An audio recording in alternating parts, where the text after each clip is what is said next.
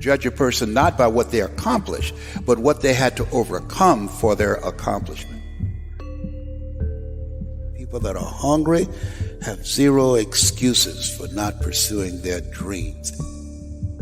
And they come back again and again and again. They operate like Willie Jolly, who said that a setback is a setup for a comeback. I've got a saying, if life knocks you down, try and land on your back, because if you can look up, you can get up. You can get up. You can get up. You can get up. I'm training people to get into their greatness, to begin to develop the courage to pursue dreams beyond their comfort zones. Because in order to do something you've never done, you've got to become someone you've never been. When you're pursuing your greatness, you don't know what your limits are, so you act like you don't have any. There's never a shortage of opportunities. It's just a shortage of thinking. Because some things are taught and some things are caught. When I was in the 5th grade, they put me back from the 5th grade into the 4th grade. I failed again in the 8th grade. I have no college training. So being identified and labeled as DT, the dumb twin, it gave me a lot of things to overcome. And so there was no one to dispute what was said about me, and I bought it. Even if you are told a lie, faith comes by hearing and hearing and hearing. You hear it often enough, it becomes your reality. Perception, not challenge, becomes real for you. Someone's opinion of you does not have to become your reality. So if you can track failure, you can also track success. You have greatness in you. I don't know you, but here's what I know based upon my own experience. You have greatness in you, that you have the ability to do more than you could ever begin to imagine. You have greatness in you. There's a presence in each and every one of us that waits and listens to the voice of the genuine in yourself. It will be perhaps the only God you will ever have or hear. And if you cannot hear it, all of your life will be spent on the ends of strings that somebody else pulls. When you recognize your greatness, no one will ever pull your strings. You are different. You were created on purpose with a purpose to manifest that purpose through you. You will never exercise authority and dominion over your life until you exercise authority and dominion over what you are not. Most people go through life living the lie that has been told about them. There's something in you that's greater than your circumstances. There's something in you that's greater than the adversities that you're facing. In life, you're either in a problem, just left one, or headed toward one. You have greatness in you.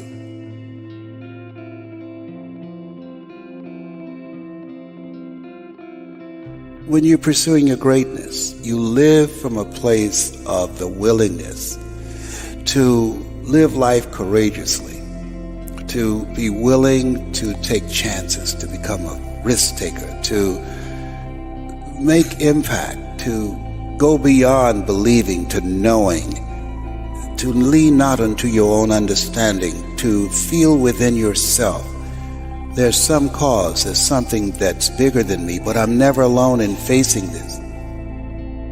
There's a presence that will never leave me nor forsake me, and that when you step into that place, more of thee, less of me, that there's a place where we can go within ourselves. There are things that we can accomplish, things that we can do that eye has not seen, ear has not heard, nor is in the heart of mankind what God has in store for us. When we surrender life to me, when you're pursuing your greatness, you find something that you love, that you surrender to that something gives you life, and that you turn yourself over to that and allow yourself to be used by life. That, to me, is what greatness is. When I was diagnosed with prostate cancer, I was pondering about my life. Am I going to beat this? And I was reading his words for comfort. And he said, the ideal situation for a man or woman to die is to have family members praying with them as they cross over. But imagine being on your deathbed and standing around your bed, the ghost of the dreams, the ideas, the abilities given to you by life, but you, for whatever reason, you never pursued those dreams You never acted on those ideas. You never used those gifts, and there they are looking at you with large angry eyes saying, we came to you. Only you could have given us life, and now we must die with you forever. And the question is, if you died today, what dreams, what ideas, what gifts will die with you? As I face inevitable death, what in the meaning and purpose of my life that will not be undone or destroyed when I'm gone? My goal now, we learn, we earn, we pass it on. We should be ashamed to die until we've made some major contribution to humankind. I think it's important that people find something that gives their life a sense of meaning and value that drives them, that becomes their magnificent obsession. Because we live in a world where we're told more about our limitations rather than our potential, we go to our graves never knowing who we really are. How do we develop a sense of belief? What I'm hearing you say is belief is one of the most important things we can have in ourselves. It is major. It's an ongoing process.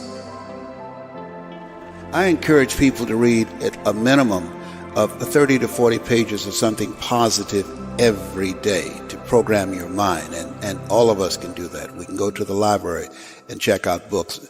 When I think about Og Mandino, who wrote The Greatest Salesman in the World, he was on the verge of committing suicide. Went to the library, read the book Think and Grow Rich, and his life turned around. Your mindset, your diet, and positive relationships, giving yourself a healing, nurturing environment strengthens your immune system and allows you to stay here longer and do your great work.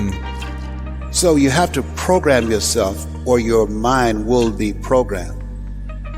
In order to do something you've never done, you've got to become someone you've never been. You've got to become a risk taker. This God said, if you're not willing to risk, you can't grow. And if you can't grow, you can't become your best. And if you can't become your best, you can't be happy. And if you can't be happy, then what else is there? When you find something that you love, you will study it. Something that you love that becomes not just confident, but you'll become competent on that. I pour myself into it. I lose myself into it because it's not about me. It's about the audience. Ask for help, not because you're weak, but because you want to remain strong and don't stop until you get it. I tell people, you're going to face tough times, but I affirm no matter how bad it is or how bad it gets, I'm going to make it. You don't get in life what you want. You get in life what you are. Develop your communication skills, because once you open your mouth, you tell the world who you are. So live a life of contribution. Decide that you are going to live your life in such a way, as Horace said, you should be ashamed to die until you made some major contribution to humankind. And I want to find other people who have that kind of magnificent obsession, who have that kind of conviction about their lives, who want to make that kind of mark with their lives. Can I, with the time that I have left, amplify and train and multiply voices of hope and create a better world? We'll have enough time to do that. And we all have an expiration date. So live your life from a place of love.